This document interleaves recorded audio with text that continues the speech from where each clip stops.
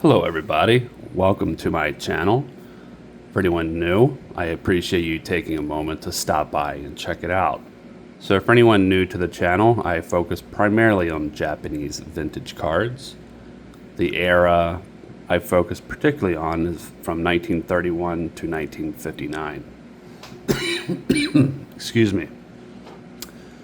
I have one incredibly rare piece to share today, one I have acquired recently. I'm going to talk a little bit about it, and if this is for you, appreciate you taking a moment to listen and watch.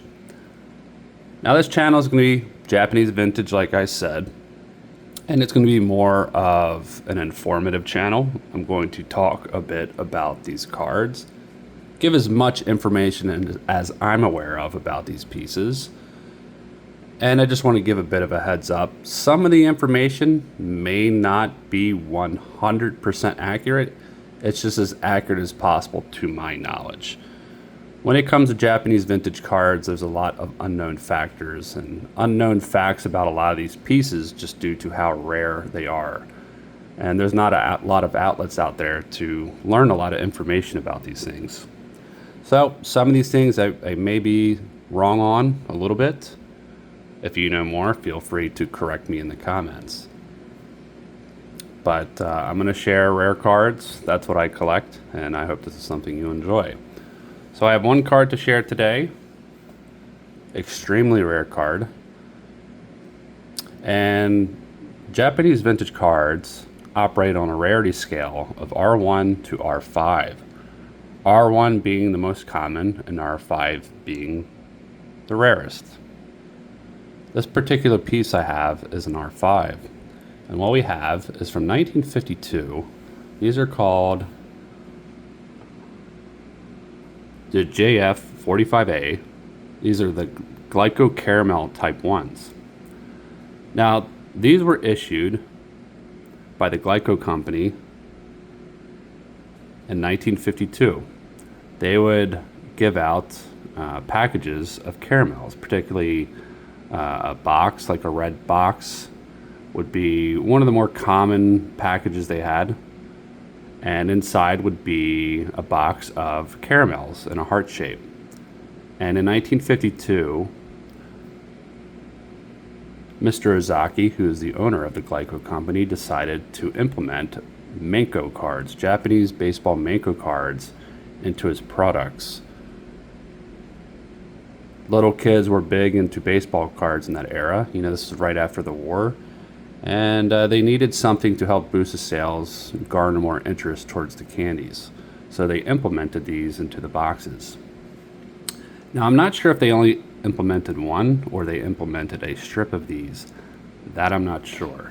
But of this particular player, this is of Makoto Kozuru. And here's the front of it. Really nice looking piece. And here's the back. Now this is considered an R5. There are 5 or less known copies to exist out there, and it's a beauty. Now Makoto Kozuru, his nickname is the Japanese Joe DiMaggio. He was a very good player. Now he played as an outfielder and an infielder, and he holds the Japanese record for the most RBIs in a single season with 161. He accomplished that in 1950. And he's the first Japanese player to break the 50 home run mark in a single season. Now with these pieces, they have Type 1 Glyco Caramel Menkos and they have Type 2s.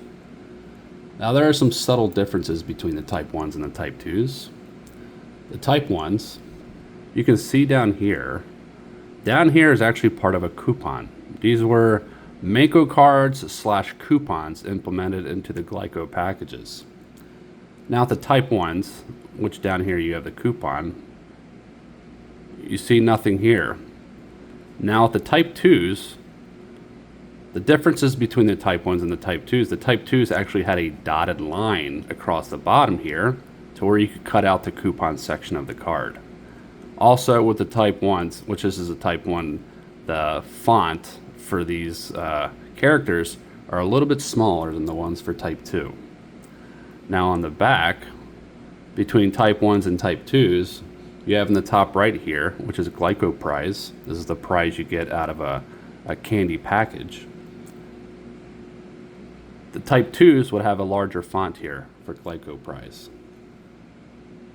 But these are really fascinating pieces. Absolutely love these. I think with the type 2s as well, the midsection here is a little different. I'm not exactly sure what the difference is. I know part of the back of the type 2s are different as well. But these are Menko cards. Very nice, very beautiful. As you can see, it definitely has quite a bit of wear. I would say the stock on these cards is more similar to like a paper material, similar to the coupons in America. So as you can see, it definitely has some condition issues, but when there's 5 or less known copies, you take what you can get. It does have some creases, some folding, but it's still a beautiful piece. He's a Hall of Famer, and these just do not pop up. It's an amazing piece. These are very thin stock, very, very condition sensitive, which is kind of weird because a lot of the Menkos have a bit of a thicker cardstock to them, so typically they stay in a bit better condition than these. But these are very fragile, and I think it's very fascinating. You know, the Glyco company came out, I believe, in 1921. I could be wrong on that. But during World War II, put that down. During World War II, Mr. Ozaki's factories, most of them got destroyed during World War II during the air raids. So after the war and things settled down for a little while in 1951, pretty much his remaining assets were, what was left was the Glyco company. That was left, what was left pursuing. So in 51, he reintroduced the company and started implementing these. And I think that's pretty cool. And the Glyco company is also the company that introduced those chocolate Pocky sticks, if you've seen those around.